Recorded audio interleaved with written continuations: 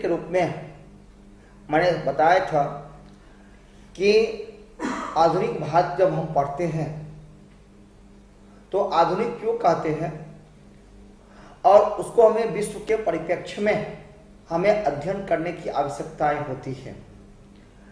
इस पर मैंने कल एक तरह के एक खाका खींचा था, तो उसी अनुसार आप लोग पढ़िए भी।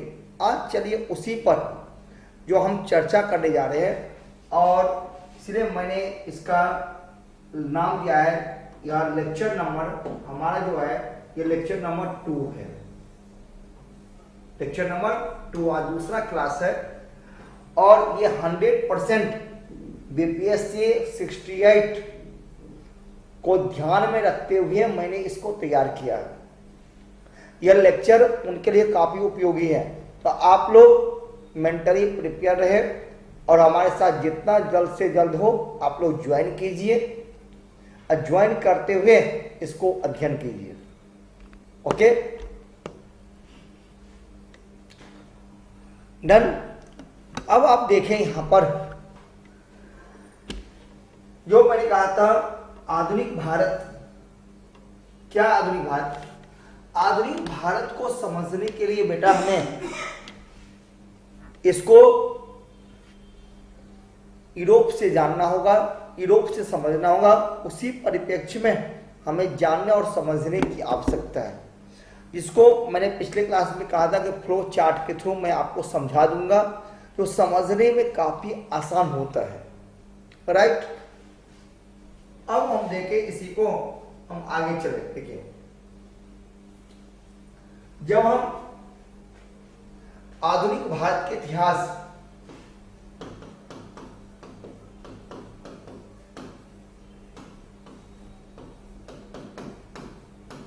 भारत के इतिहास को समझते हैं, पढ़ते हैं, तो इसको हमें वैश्विक स्तर पर समझना होगा। आधुनिक भारत को जानने के लिए हमें यूरोपीय पुनर्जागरण को पढ़ना होगा। यूरोप में जो रेनेसां हुआ था, पुनर्जागरण हुआ था, उसको हमें जानना पड़ेगा। यदि वह हम जान लिए तब हम समझेंगे आधुनिक भारत क्यों। देखिए, भले ही बीपीएससी ने हिस्ट्री को यानी किसी भी ऑप्शनल सब्जेक्ट को एमसीक्यू फॉर्म में ला करके क्वालिफाइंग नेचर बना दिया है, तो इसका मतलब ये नहीं है बेटा कि बहुत आसान होगा। बीपीएससी के चेयरमैन का स्टेटमेंट आप हमेशा दिमाग में रखें। उन्होंने क्या कहा था कि कोई भी छात्र, कोई भी अभ्यर्थी इसको हल्के में नहीं ले। इसलिए आप लोग भी मत लीजिए और मेरे साथ कंटिन्यू बने रहिए, गंभीरता पूर्वक आप लोग अध्ययन करते रहिए। आपके हित के लिए बोल रहा हूं। आप लोग चाहेंगे जैसे प्रीलिम्स के लिए हम पढ़ लेते हैं हिस्ट्री और उसमें भी ये काम भी हो जाएगा, तो ऐसा नहीं होगा। मैं डरा नहीं रहा हूं, बल्कि आपको मार्गदर्शन दे रहा हूं, आपके हित के लिए कह रहा हूं। यदि आप रिजल्ट चाहते हैं तो मेरी बात को गांठ बांध ले, ठीक है, तब बहुत अच्छा आप कर पाएंगे। और सबसे अधिक स्कोरिंग तो आप इसको नहीं कह सकते हैं, लेकिन सबसे अधिक बच्चे यदि क्वालिफाइंग करेंगे तो इसी ऑप्शनल को लेकर के करेंगे, क्योंकि काफी रोचक सब्जेक्ट है। प्रीलिम्स मेंस दोनों को कवर कर रहा है। सबसे अधिक क्वेश्चंस पूछे जाते हैं प्रीलिम्स में, तो सबसे अधिक छात्र इसमें क्वालिफाई करेंगे। और सभी छात्रों से मैं कहता हूं कि ऑप्शनल में यदि किसी विषय को चुनते हैं तो प्राथमिकता जो है वो इतिहास को ही दिए। देखिए कितना मजा आता है, क्योंकि इसके शिक्षक उपलब्ध हैं, इसके बहुत सारे गाइड बुक्स उपलब्ध हैं, इसको हम आसानी से कर सकते हैं। तो हम ऐसा सब्जेक्ट क्यों नहीं रखें, क्यों नहीं चुने जो आसानी से हम क्वालिफाई कर जाएं, क्योंकि हमारा टारगेट क्या है, क्वालिफाई करना, विद्वान बनना नहीं।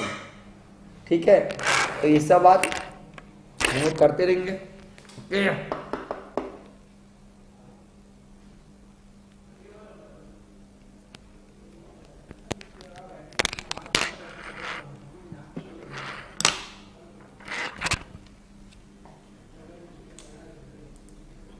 देखो मैंने माइक लगाना भूल गया, कोई बात नहीं।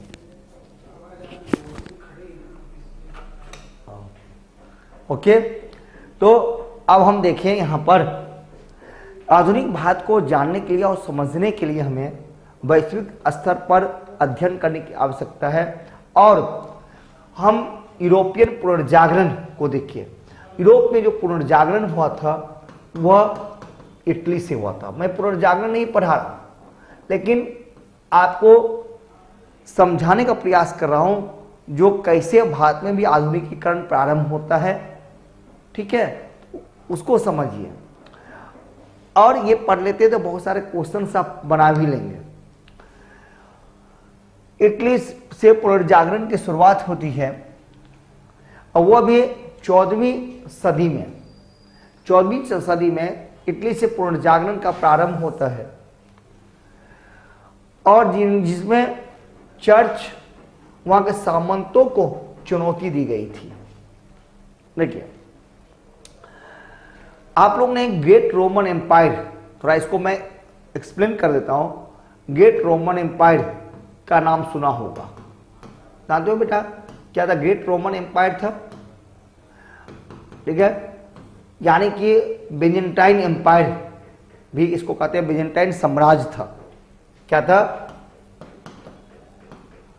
बेजेंटाइन साम्राज्य था। और यह ग्रेट रोमन एम्पायर जो था ये दो भागों में बटा हुआ था, पश्चिमी और पूर्वी। एक इटली पश्चिमी क्षेत्र और दूसरा तो था जिसको हम लोग कहते हैं कस्तूरतुनिया का क्षेत्र, ये था। ये इसकी राजधानी थी। ऐसे देखो, राजधानी थी, राजधानी थी। अब इससे पहले कि हम बात करें, ये जो यहां से प्रारंभ होता है 14वीं सदी से, जिसे मैंने कहा 14वीं सदी में ये बात मैं बता रहा हूं। लेकिन यदि हम इससे पूर्व की बात करें, इससे पहले की बात करें, तो हम इससे पहले की बात करते हुए कहता हूं यानी मध्यकाल में। यहां देखो, इसी को यहां रिलेट कराओ। मध्यकाल में यूरोप में भी, यूरोपीय राजनीति में कह सकते हैं या यूरोप में कह सकते हैं, वहां पर उस राजनीति में बोलबाला किसका था? तो सामंतों का था, सामंतों का था। ठीक है, और सामंत चर्च के द्वारा निर्देशित होते थे, यानी पोप के द्वारा निर्देशित होते थे। तो पोप कौन है? एक स्पिरिचुअल पर्सन, धार्मिक व्यक्ति है। और सामंत, जिसको हम लोग फ्यूडल कहते हैं, सामंत जो थे, सामंत का वहां के राजनीति पर पकड़ था। सामंतों का बोलबाला था समाज में, राज्य में। सामंतवादी प्रणाली थी। और ये सामंत लोग जो थे वह आम जनता के फेवर में सोचते नहीं थे, यानी कि इनका स्वरूप जो था अमानवीय स्वरूप था, अमानवीय स्वरूप था। ठीक है, मानवीय स्वरूप नहीं था।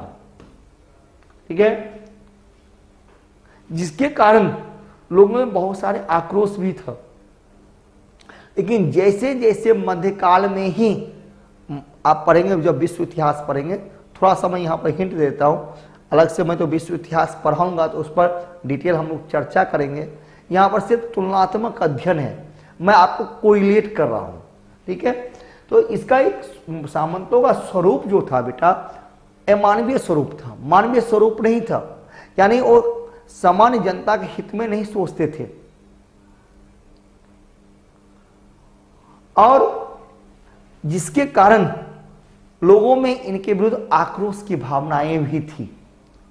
लेकिन जैसे जैसे नगरों का विकास होना प्रारंभ होता है, कृषि प्रणाली तो था ही और व्यवस्थाएं भी शामिल था। कृषक पर सामंतों का प्रभाव था, बोलबाला सामंतों का था। कृषक इसके दबाव में काम करते थे। लेकिन जैसे जैसे क्या हुआ कि जैसे जैसे नगरों का विकास होता है, तो नगरों के विकास होने से लोगों में जागरूकता आई। नगरों के विकास से क्या हुआ?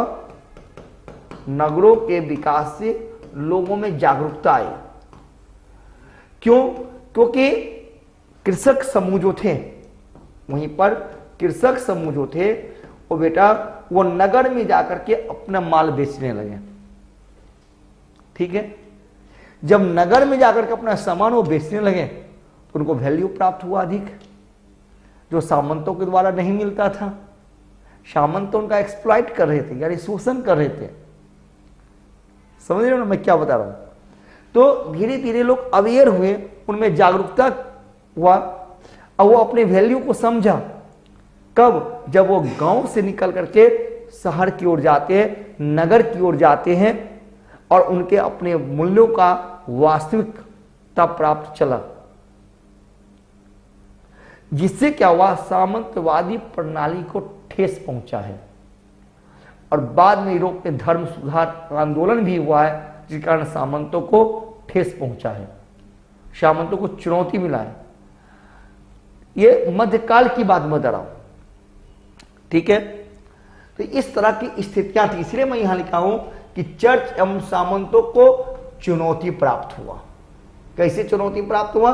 देखिए, अब फिर इधर आ जाए, आप देखें यहां पर, आप देखते हैं कि 14वीं सदी की बात है। तो यहां पर वहीं से, यानी कि बिजेंटाइन साम्राज्य दो भागों में था, इटली और कस्तूनिया, जो इसकी राजधानी थी।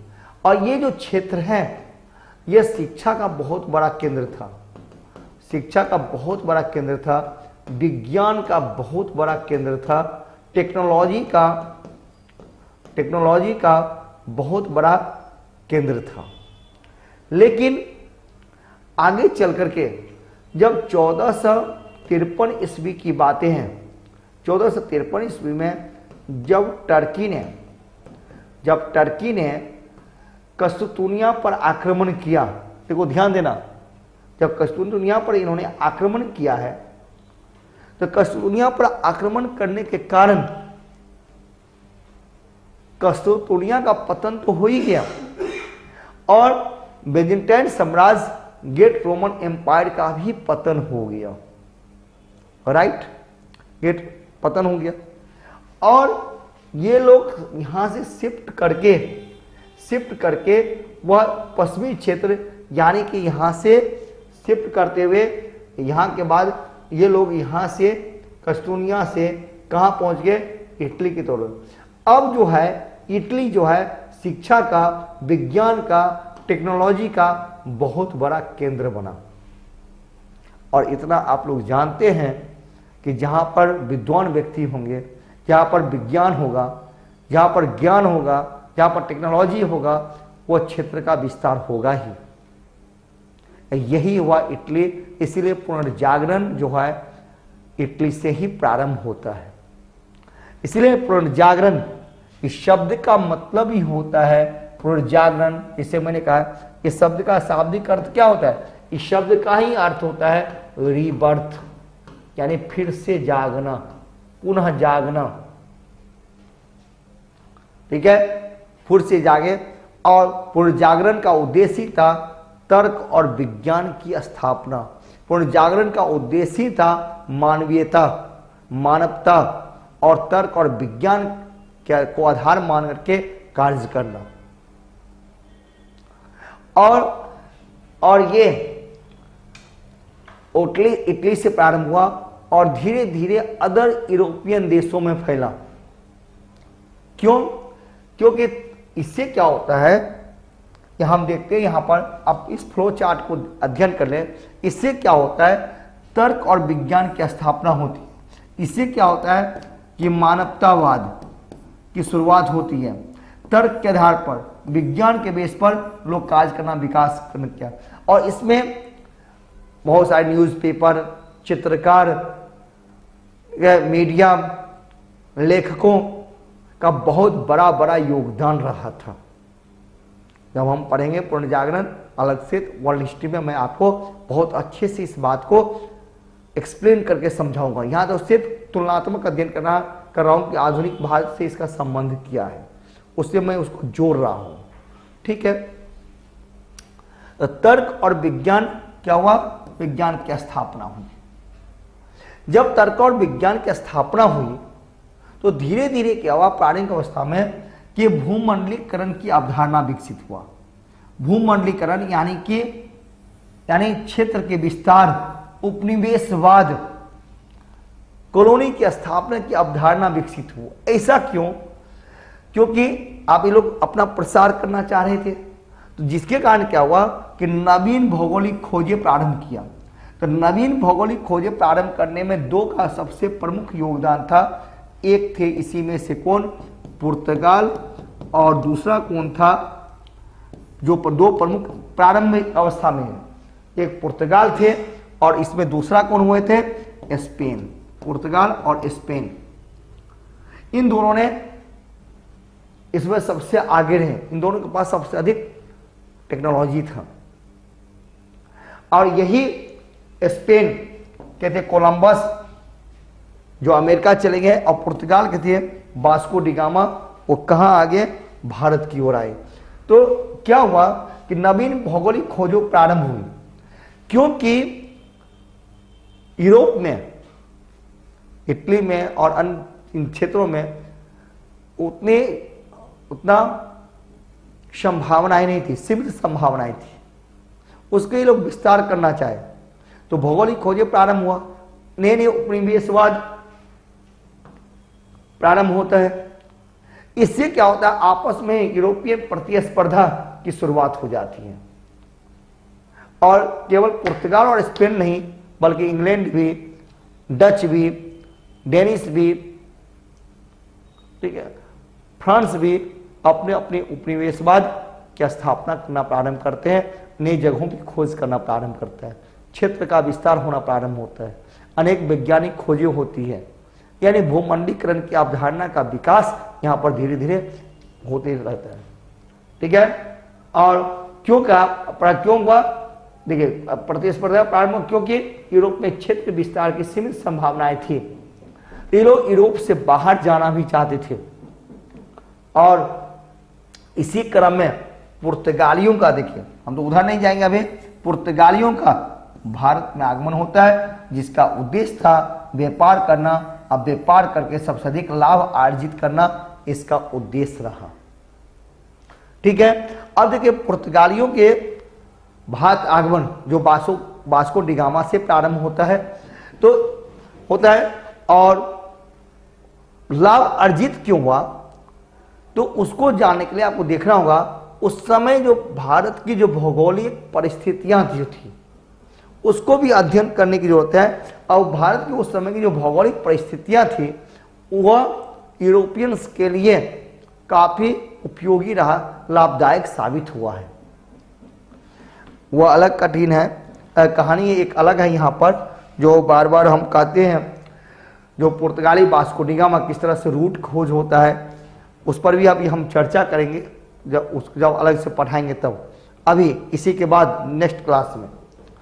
और क्योंकि भारत की भौगोलिक परिस्थितियां थी, भारत की भौगोलिक परिस्थितियां कैसी थी, एक प्रायद्वीपीय स्थिति थी। और प्रायद्वीपीय स्थिति कैसी थी, इसके लिए थोड़ा सा आप इसको देखें कि हम देखते हैं भारत में प्राचीन काल से ही, प्राचीन मध्यकाल से भारत एक क्या था, विकसित समृद्ध व्यापारिक केंद्र था। भारत में बहुत सारे व्यापारिक केंद्र था, चाहे वो पूर्वी क्षेत्र हो या भारत के पश्चिमी क्षेत्र हो, पूर्वी भारत या पश्चिमी भारत में अनेक बंदरगाह पहले से रहा, अनेक बंदरगाह। इसे प्राचीन काल में हम देखते हैं, जैसे सोपारा, उसके बाद यहाँ देखते हैं भरूच, गुजरात में भरूच बंदरगाह, यहाँ हम देखते हैं सोपारा, हम देखते हैं कल्याण, देखते हैं अनेक बंदरगाह प्राचीन भारत से ही भारत में रहा है, अनेक बंदरगाह रहा। ताम्रलिपित हम देखते हैं, ताम्रलिपित बंदरगाह प्राचीन काल से ही भारत में रहा है, ठीक है। उसके बाद हम देखते हैं कि अब केरल के क्षेत्रों में देख रहे हैं अनेक अंतर्राष्ट्रीय बंदरगाह था। आंध्र प्रदेश में मसूलीपट्टनम जैसे बंदरगाह प्राचीन काल से ही रहा। अब आप देखते हैं चोल साम्राज्य, जहां पर तमिलनाडु का क्षेत्र है, अनेक बंदरगाह जहां पर साउथ ईस्ट में व्यापार यहां से चलता था। तो प्राचीन एवं मध्यकाल में भारत जो था एक विकसित व्यापार का सेंटर रहा है, बहुत बड़ा हब रहा है। और ठीक है, जहां पर खास करके कच्चे माल की उपलब्धता होती थी। कच्चे माल जैसे जूट, कपास, पटसन, चाय, कॉफी, इंडिगो, नील इत्यादि अनेक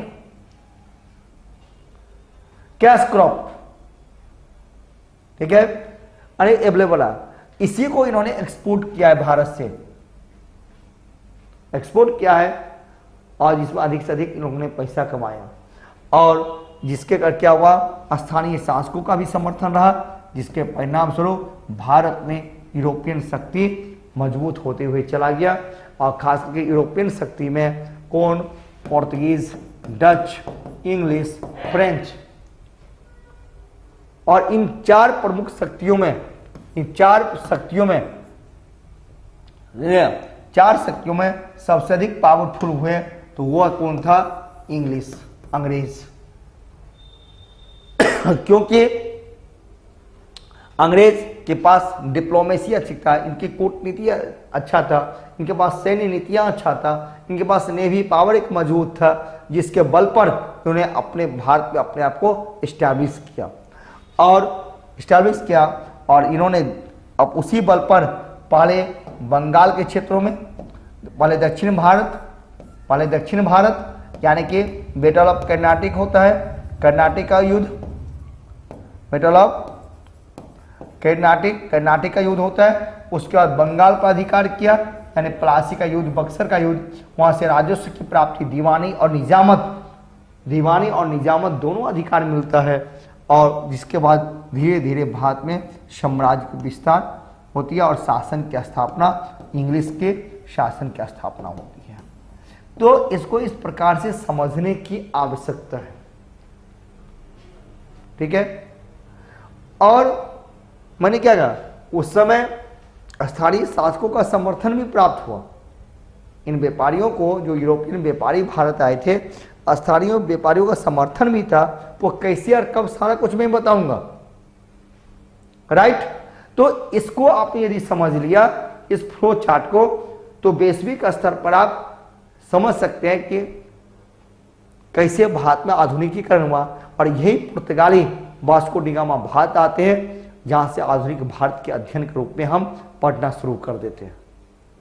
इसके बाद जो हम पढ़ेंगे वो हमारा क्या होता है, इसके बाद हम पढ़ेंगे वही हमारा होता है आधुनिक भारत, यानी द एडवेंट ऑफ यूरोपियंस